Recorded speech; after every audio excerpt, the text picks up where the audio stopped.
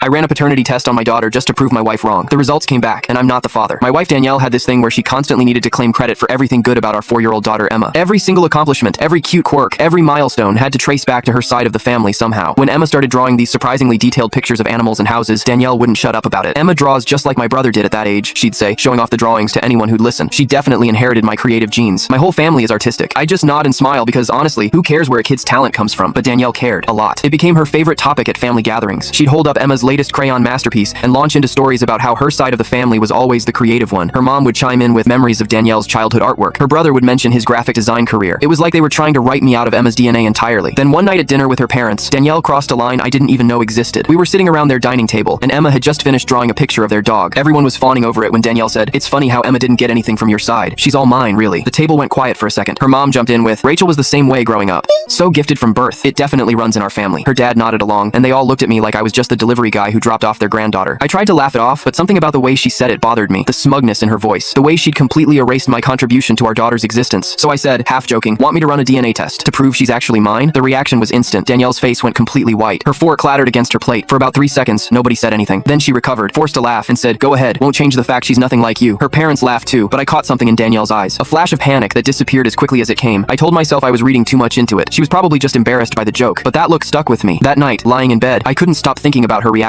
The way the color drained from her face, the slight tremor in her voice when she laughed it off. I kept telling myself it was nothing, but my brain wouldn't let it go. The next day, I ordered a DNA test kit online. I told myself I was just proving a point, shutting down her ridiculous family superiority complex once and for all. It arrived 2 days later in discreet packaging. I felt stupid even opening it, like I was being paranoid over nothing. During Emma's bath time that evening, I swabbed her cheek while she played with her rubber ducks. She didn't even notice. Danielle was downstairs making dinner. I sealed the sample, filled out the paperwork, and mailed it the next morning on my way to work. Then I waited. 2 weeks of trying to act normal while this test hung over my head. Danielle didn't suspect anything. She kept making her little comments about Emma's talents coming from her side. Each one felt like a needle now. The email came on a Tuesday afternoon. I was sitting in my car outside work, about to head in for a meeting. "Your DNA test results are ready." I clicked the link, entered my password, and watched the page load. Probability of paternity, 0%. I read it 3 times. Then I read the explanation paragraph below it. Then I stared at my steering wheel for 20 minutes, trying to process what I was seeing. Cars pulled in and out of spaces around me. People walked past. Everything felt surreal. When I finally drove home, my hands were shaking on the wheel. I walked through the front door and found Danielle in the kitchen making spaghetti, humming along to music playing from her phone. Emma was in the living room watching cartoons. Everything looked so normal, so perfect. I pulled out my phone, opened the results, and held it in front of Danielle without saying a single word. She glanced at the screen, and I watched her face crumble in real time. The spatula fell from her hand and clattered into the sink. She grabbed the counter to steady herself. Then came the tears. "It was one time," she whispered, her voice breaking. "I swear it was just once. I was going to tell you." The words tumbled out between sobs. Turns out, Emma's real father was her ex-boyfriend Marcus, the one she'd always claimed she hadn't spoken to in years. The same Marcus whose name came up every time she needed to run errands on Saturday mornings. Her family group chat has been silent ever since, and I filed for divorce that same night.